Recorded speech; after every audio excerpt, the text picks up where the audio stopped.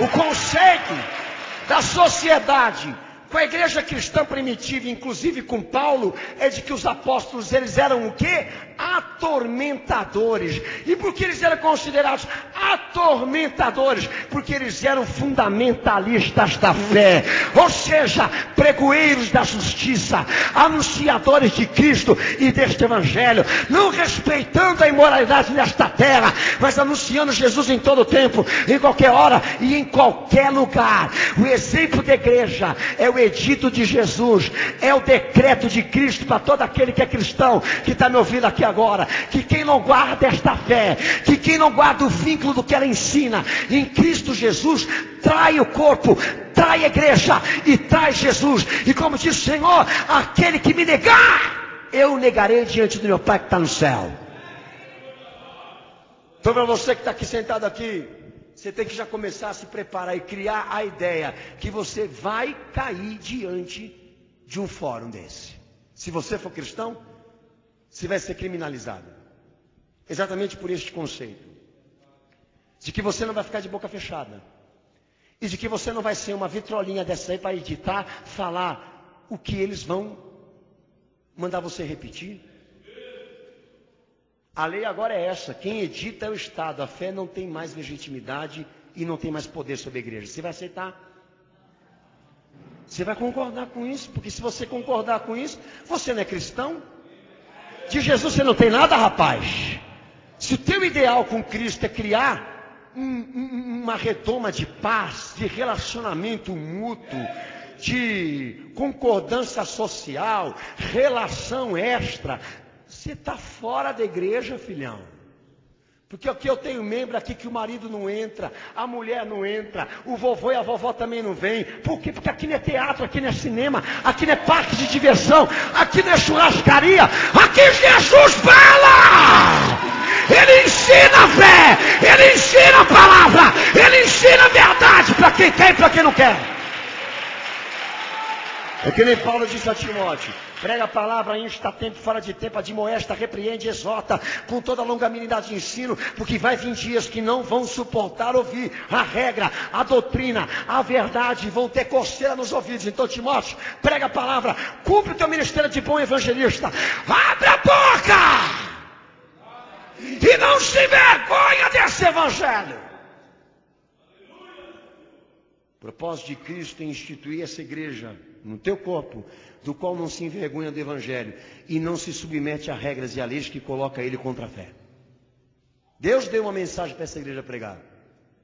Jesus deu um ministério para todos nós aqui e nós não podemos agora recuar, porque está aí lá fora agora instituído um fórum que criminaliza quem desrespeitar o ser humano com os termos dessa fé. E eu queria, em nome do Senhor Jesus Cristo, dizer a todos vocês, para complementar, que eles buscam criar representantes ecumênicos internacionais no mundo todo, subordinados a representar segmentos da esfera ecológica, pacifista e ecumênica, ou seja, um exercício ministerial padronizado. Lá nos Estados Unidos, existem igrejas lá, já muito mais evoluídas aqui, porque Bill Hybels vem para cá, esse da Igreja da Batista do Povo, com esse modelo de igreja profissional. A igreja profissional que eu estou falando é aquela que fornece serviços, mas que não educa as pessoas na íntegra da fé. Ou seja, ela abre as portas para repreender demônio mal olhado, para dar aulas de sexologia, psicologia, dar aulas de como ser prosperado, de como ser um bom profissional liberal. A maioria dessas igrejas, os pastores são educados exatamente nos termos políticos, tem etiqueta, tem oratória, exatamente para apresentar à sociedade esta igreja que promova o bem social. É um padrão. Igrejas como R.R. Soares, Igreja Universal do Reino de Deus, igrejas conhecidas e grandes vão ser obrigadas pelo Ministério Público a exercerem esse padrão, serem promotoras da paz, da unidade e fornecerem exatamente esse serviço espiritual para as pessoas. Eu não sei se a igreja está percebendo que essa moda pegou, mas não é porque todo mundo está querendo, diríamos, imitar, mas é porque este padrão ministerial, por detrás dele tem dinheiro do governo, por detrás dele tem verbas de órgãos internacionais como Unesco e Unicef, sendo injetado dentro das igrejas, exatamente para comprá-las e tirar delas o direito da fé e passarem a dominar e a editar o que elas têm que ensinar e falar. As igrejas evangélicas estão praticamente tomadas pelo suborno desses órgãos internacionais. Por isso que vocês estão vendo esse padrão aí, invadindo tudo quanto é igreja grande, e você assustado, e dizendo, mas todo mundo interessado no dinheiro das ofertas. O dinheiro da oferta já não interessa mais, porque o dinheiro que está vindo lá da ONU é muito mais do que a oferta que ela tira num culto. E o que eu estou querendo mostrar para os irmãos é que os órgãos internacionais já mandam até dentro da igreja evangélica. Eles já compraram o culto e já compraram as pessoas que estão lá, exatamente porque o dinheiro que entra lá é bem maior do que a tua oferta lá, meu irmão. Todos comprados, porque exercício ministerial padronizado tem verba agora. Para você que quer ser pastor, padronizado, está aí, meu amado. Tu vai ganhar uma conta internacional e vai ganhar dinheiro lá da ONU. Sangue de Jesus tem poder. Sangue de Jesus tem poder, cenáculo a fé. Quem quer isso, dá glória a Deus em nome do Senhor Jesus. Dá glória a Deus em nome do Senhor Jesus. Dá um salve de palmas para ele bem forte.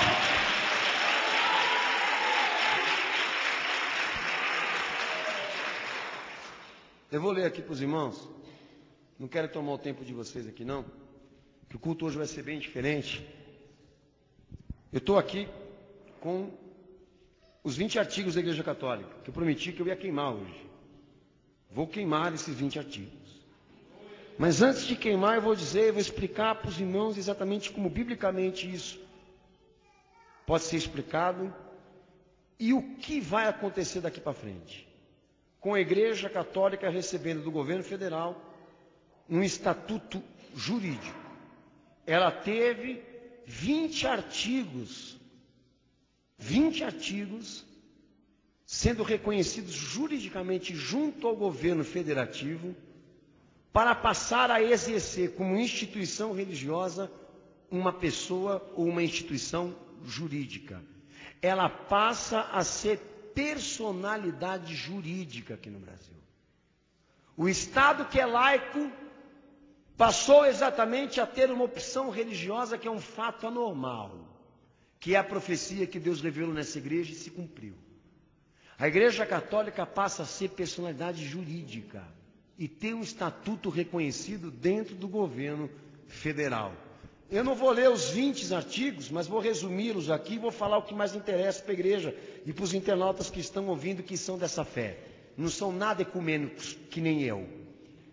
Ela passa a ter proteção jurídica de discriminação. Todos os seus objetos de culto, seus santos, a sua eucaristia, tudo aquilo que ela tem, passa a ter proteção jurídica de discriminação. Se amanhã algum pastor de novo chutar a santa, descer o pau na cidinha, não vai ter nenhuma proteção, pelo contrário, a Igreja Católica passa exatamente a ter todos os argumentos jurídicos para incriminá-lo, até porque já tem esse fórum já, mas ela passa a ter todos os poderes jurídicos para incriminar, inclusive um irmão ou uma irmã cristã da fé, que disser para algum ou qualquer outro católico fiel dessa igreja, que o santo que ele venera, que ele adora, não está na Bíblia. A fé ensina a adoração única a Jesus Cristo e mais nenhum outro nome. Então você está errado se essa pessoa for e denunciar você ou a mim como aquele que a discriminou por adorar aquele santo específico da Igreja Católica. A Igreja Católica tem poderes jurídicos para nos criminalizar. Estou explicando para a igreja aqui. Ela passa a ter salvaguarda de tudo que é patrimônio dela. Toda igreja que ela tem no Brasil, inclusive que é de representação histórica, ela passa a ser dona. E o Estado reconheceu isso, então ficou mais rica do que já é. Por que a igreja evangélica não se manifestou? Por que eles não pegaram e foram tão heréticos para falar disso aqui como foram com as leis do homossexualismo? Nós vamos para Brasília, vamos quebrar tudo, vamos colocar bandeiras, porque somos contra o homossexualismo e esta lei homofóbica. Por que eles não foram tão enérgicos? Porque um desses artigos aqui beneficia a igreja evangélica também, por isso que eles ficaram tudo quietinho, tudo aí, com cara de pintinho molhado, tudo na surdina, porque a igreja católica e todas as igrejas eclesiásticas, elas passam a ter isenção de impostos, todas elas, e todos os representantes delas não vão pagar impostos. Vocês entenderam por que eles não se opuseram? Por que eles não foram contra? Porque um desses artigos beneficia os ricários e os elitizados do meio evangélico aí, ó. Porque o que eu vou fazer aqui nesta noite, eles não vão fazer. A minha postura não é a deles, porque alguma coisa beneficia eles e não beneficia nada a mim. Como cristão, isso aqui só me afeta. Como pastor, isso aqui só me constrange, me desafia. Mas para vocês saberem aqui até onde vai a situação, até onde vai a corrupção, o interesse desse poder e desse dinheiro que está correndo aí, nesses valérios odutos aí da igreja evangélica aí. É dinheiro para tudo quanto é lado aí.